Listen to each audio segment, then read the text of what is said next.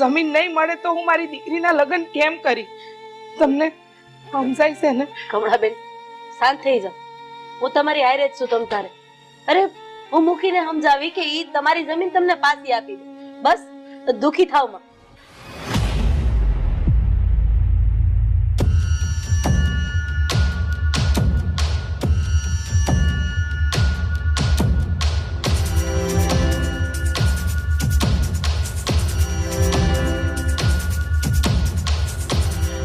તમારી મહેરબાની થાય રાધાબેન, તમે ખાલી મારી જમીન મને પાછી અપાવી દો એટલે બસ.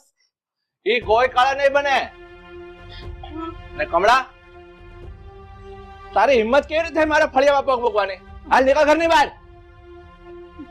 તમને તો ખબર છે હું ગરીબ માણસ, મારી પાસે બીજું કાંઈ નથી. મારી સોડીના લગ્ન છે. મને